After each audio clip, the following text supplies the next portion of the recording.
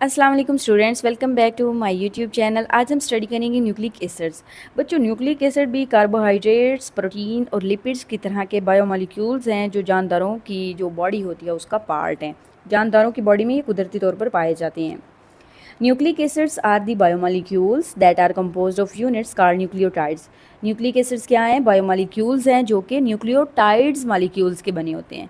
ये न्यूक्लियोटाइड्स क्या है? अ nucleotide is made up of 3 components. एक न्यूक्लियोटाइड के 3 पार्ट्स हैं। नंबर 1 पेंटोज शुगर, जिसमें या तो राइबोज शुगर होगी या डीऑक्सी राइबोज शुगर होगी। बच्चों, राइबोज शुगर जो है, यहाँ से आपको पता चल रहा है कि पेंटोज का मतलब होता है 5 कार्बन जो है शुगर कंटेन करती है, और दूसरी तरफ जो डीऑक्सी राइबोज है, डीऑक्सी राइबोज का मतलब ये है कि डीऑक्सी यानी कि एक ऑक्सीजन की कमी होगी उस शुगर के अंदर। ठीक है। दूसरा है नाइट्रोजिनस बेस। थर्ड पार्ट इसका है फास्फेट ग्रुप। यहाँ पे न्यूक्लियोटाइड का जनरल स्ट्रक्चर दिखाया गया है। ये है पेंटोज शुगर। राइबोज शुगर होगी तो यहाँ पर ऑक्सीजन मौजूद होगी कार्बन नंबर 2 पे। अगर बात की जाए कि यहाँ पे डीऑक्सी राइबोज शुगर है तो कार्बन नंबर 2 पर एक ऑक्सीजन मिस होगी। ठीक है। कार्बन नंबर 1 पर नाइट्रोजिनस बेस अटैच होगी और कार्बन नंबर 5 पर फास्फेट ग्रुप अटैच होगा। ये है एक न्यूक्लियोटाइड। ये न्यूक्लियोटाइड्स मिलकर क्या बनाती हैं? न्यूक्लिक एसिड्स बनाती हैं। There are 2 types of nucleic acids. Nucleic acids की 2 टाइप्स हैं।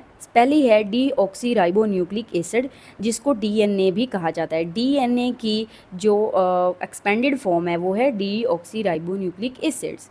DNA is made of deoxy ribo nucleotides. DNA किस चीज़ का बना है? डीऑक्सी राइबो न्यूक्लियोटाइड्स का बना है। देखो, न्यूक्लियोटाइड्स तो समझ आ गई है, लेकिन यहाँ पे बात की जा रही है कि डीऑक्सी राइबो, इसमें शुगर कौन सी होगी? जिस शुगर के अंदर एक ऑक्सीजन की कमी होगी। डीऑक्सी मीन एक ऑक्सीजन की कमी। In this nucleotide the pentose sugar is deoxy ribose. उस न्यूक्लियोटाइड जो हमने पीछे स्ट्रक्चर पढ़ा है उसमें शुगर कैसी होगी? डीऑक्सी राइबोज होगी। वाइल द नाइट्रोजिनस बेस में बी adenine, thymine, cytosine and guanine. बच्चों, जो डीएनए है इसकी 4 जो है नाइट्रोजिनस बेसेस होती हैं, एडिनिन, थायामीन, साइटोसिन और ग्वानिन। ये जो है एक न्यूक्लियोटाइड पर एक बेस अटैच होगी। ठीक है। आपको जो है अगर इनको याद रखना है तो आप जी कैट से इनको याद रख सकते हैं। जी फॉर ग्वानिन, सी से साइटोसिन, ए से एडिनिन एंड टी से thiamine. In 1953, US biologist James Watson and British biologist Francis Crick proposed the double helix model of DNA।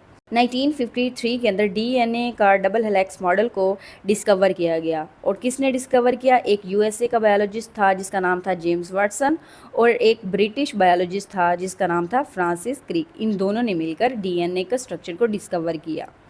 According to this model, ये मॉडल क्या कहता है? DNA is double helix molecule. DNA कैसा structure है? एक double helix molecule है, यानी कि 2 स्ट्रैंड्स से मिलकर बना है। It is made of 2 strand of nucleotides. और वो जो दोनों स्ट्रैंड हैं वो किस चीज़ के बने हुए हैं? न्यूक्लियोटाइड्स से बने हुए हैं। Both strands are coiled around each other. दोनों स्ट्रैंड एक दूसरे के गिर्द लिपटे हैं, क्वाइल हुए हुए हैं। The nitrogenous basis of one strand make hydrogen bonds with the nitrogenous basis of the opposite strand.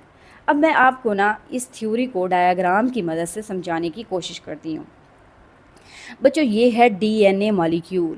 DNA कैसा होता है? डबल स्ट्रैंडेड होता है। यहाँ पे आपको 2 स्ट्रैंड जो है डिफरेंट कलर में दिखाए गए हैं, एक ब्लू स्ट्रैंड और एक ग्रीन स्ट्रैंड। अब बच्चों, यहाँ पे देखो, ये दोनों स्ट्रैंड एक दूसरे के साथ जुड़े हुए हैं। ये किस चीज़ की मदद से जुड़े हुए हैं? नाइट्रोजिनस बेसिस की वजह से। बच्चों, अगर इस डबल स्ट्रैंड स्ट्रक्चर को खोल दिया जाए, इनकी जो क्वाइलिंग हुई हुई है उसको ओपन कर दिया जाए, तो ये कुछ इस तरह से ओपन होकर हमें नज़र आएगी। ये ब्लू स्ट्रैंड किस चीज़ से बना है? न्यूक्लियोटाइड से बना है। एक न्यूक्लियोटाइड, फिर दूसरी न्यूक्लियोटाइड। दूसरी न्यूक्लियोटाइड पहली न्यूक्लियोटाइड के फास्फेट के साथ अटैच होगी। जहाँ पे हमने बात की थी कार्बन नंबर 5 पे क्या अटैच है? फास्फेट ग्रुप अटैच है। फिर इसी तरह फास्फेट ग्रुप के साथ 1 बाय 1 ये अटैच होती जाएंगी और एक लॉन्ग स्ट्रैंड बना देंगी। दूसरी तरफ कार्बन नंबर 1 पर क्या अटैच था? नाइट्रोजिनस बेस अटैच थी। अब यहाँ पे एक न्यूक्लियोटाइड है, इसके साथ थायामीन बेस है। दूसरी न्यूक्लियोटाइड पे गुआनिन अटैच है। तीसरी न्यूक्लियोटाइड पे साइटोसिन अटैच है। चौथी पे एडिनिन अटैच है। तो इस तरह से नाइट्रोजिनस बेसिस जो हैं ये कार्बन नंबर पर अटैच होती हैं। अब बात की है कि ये दोनों स्ट्रैंड जो है, दोनों स्ट्रैंड कैसे जुड़े होते हैं? बच्चों, ये दोनों स्ट्रैंड जो हैं नाइट्रोजिनस बेसिस से जुड़े होते हैं। यहाँ पे देखें आपको ये न्यूक्लियोटाइड तो सीधी नज़र आ रही है, बल्कि दूसरी तरफ ये न्यूक्लियोटाइड आपको अपोजिट नज़र आ रही है, यानी कि पहली न्यूक्लियोटाइड के उल्ट है। देखा, इसका रुख ऊपर की तरफ है, ये ऊपर को लीड कर रही है और ये नीचे को बढ़ रही है। ये ऐसा क्यों है बच्चों? ऐसा इसलिए है क्योंकि इसकी नाइट्रोजनस बेस इस तरफ है और इसकी नाइट्रोजनस बेस अगर ये भी इसी की तरफ होती तो उसकी नाइट्रोजन बेस इस तरफ होती। इसलिए ये अपोजिट है क्योंकि इसकी नाइट्रोजनस बेस इसके साथ बॉन्ड बनाएगी। बच्चों, इस न्यूक्लियोटाइड की जो नाइट्रोजनस बेसिस हैं उन्होंने बॉन्ड बनाना है साथ वाली नाइट्रोजनस बेसिस के साथ। तो ये तभी पॉसिबल होगा जब ये उल्ट होगी। अगर ये सीधी इसी की तरह से न्यूक्लियोटाइड्स से एक स्ट्रैंड बना हो तो नाइट्रोजनस की जो बेसिस हैं वो तो इस साइड पे आएंगी, तो फिर बॉन्ड नहीं बन सकेगा।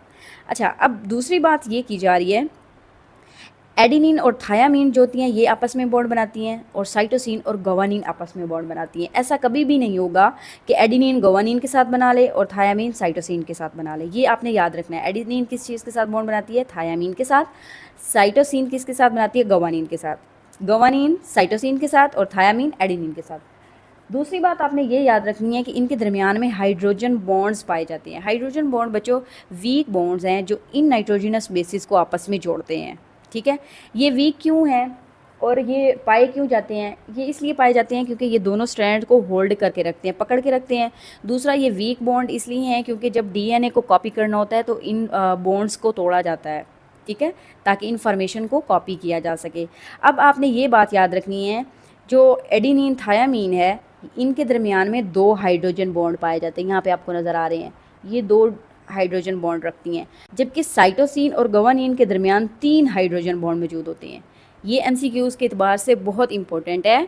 एक तो आपने ये याद रखना है कि ये जो नाइट्रोजनस बेसिस हैं ये बॉन्ड आपस में किस तरह बनाती हैं। एडिनिन जो बेस है वो थायामीन के साथ बनाती है और साइटोसिन जो है वो गवानीन के साथ बनाती है। दूसरा क्वेश्चन ये है कि एडिनिन और थायामीन के दरमियान 2 हाइड्रोजन बॉन्ड होते हैं और साइटोसिन और गवानीन के दरमियान 3 हाइड्रोजन बॉन्ड होते हैं। तो ये था डीएनए का डबल हेलिक्स स्ट्रक्चर, ठीक है, जो 1953 में डिस्कवर किया गया था।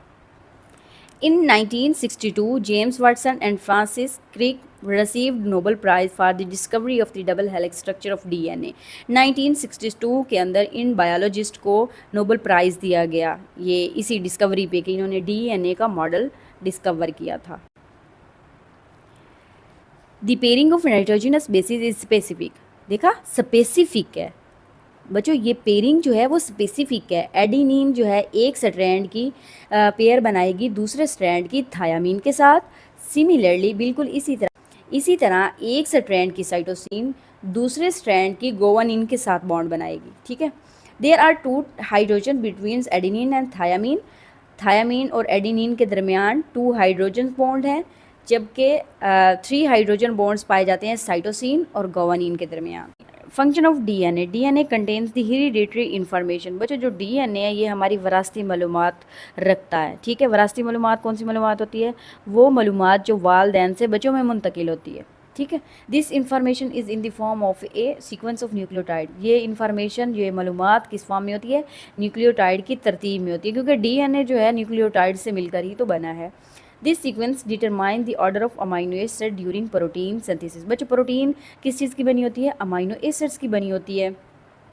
तो प्रोटीन के बनने में जो अमाइनो एसिड की तरतीब है, अमाइनो एसिड का नंबर है, ये बहुत ही मखसूस होता है।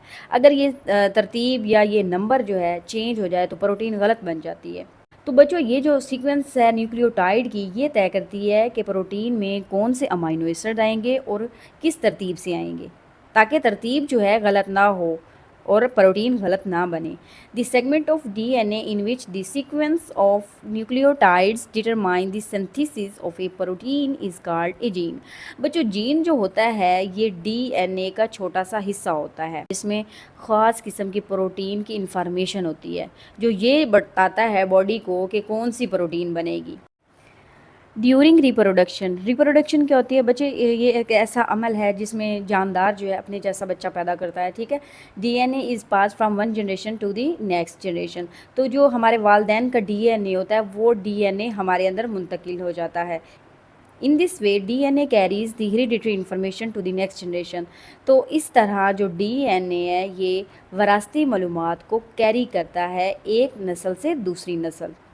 बच्चों आज की वीडियो में हम सिर्फ डीएनए को ही स्टडी करेंगे और जो कल का लेक्चर होगा उसमें हम पढ़ेंगे राइबोन्यूक्लिक एसिड यानी आरएनए।